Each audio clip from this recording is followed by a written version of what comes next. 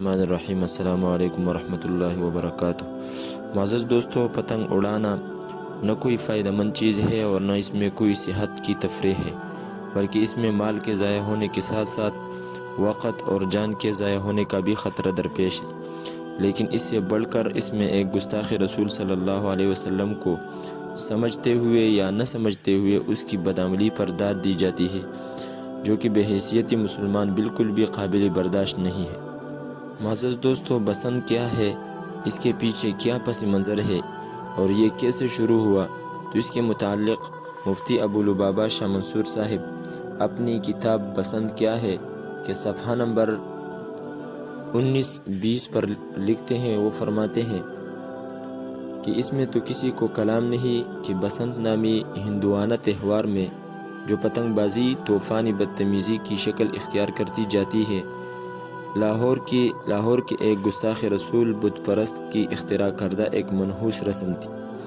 بڑے افسوس کی بات ہے کہ وہ شہر جو غازی علم الدین شہید رحمۃ اللہ علیہ جیسی امت کے نامور سپوتوں اور شمع رسالت کے جانثار پروانوں کی آخری آرام گاہ ہے، اسی شہر کے باسی آج ایسی رسم کو اپنی پہچان بنا چکے ہیں جو ایک کھتری لونڈے کی توہین رسالت کی ناپاک جسارت اور پھر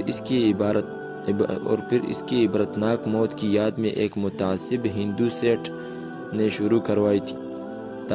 تاریخی حقائق کے مطابق 1707 عیسوی سے 1759 کے دوران پنجاب کے گورنر زکریا خان کے دور میں سیالکوٹ کے ایک ہندو کتری باغ مل کے بیٹے حقیقت رائے نے رسالت مآب صلی اللہ علیہ وسلم اور حضرت فاطمہ رضی اللہ عنہا کی شان اقدس میں نازیبا الفاظ کہے۔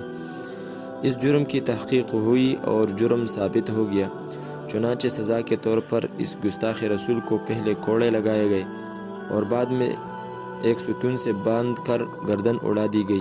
یہ 1734 عیسوی کا واقعہ ہے۔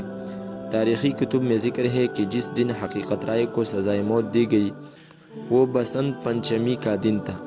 اس دن اس گستاخ رسول کی یاد میں ہندوؤں نے لاہور کے علاقے کوٹ خواجہ سعید میں ایک سمادھی تعمیر کی۔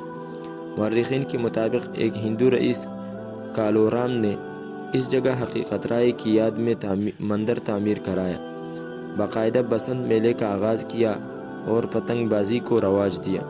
ایک سکھ مورخ نے بھی اس بات کی تصدیق کی ہے اور لکھا ہے کہ یہاں کالورام نے حقیقت رائے کی یاد میں بسنت میلے کا آغاز کیا تھا۔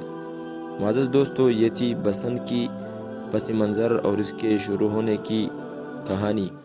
معزز دوستو، آئیے اپنے نبی صلی اللہ علیہ وسلم کی حرمت کی خاطر اس رسم بد کو خود بھی چھوڑ دیں اور اس کے ختم کرنے کی حد الوسع کوشش بھی کریں۔ جزاکم اللہ خیر۔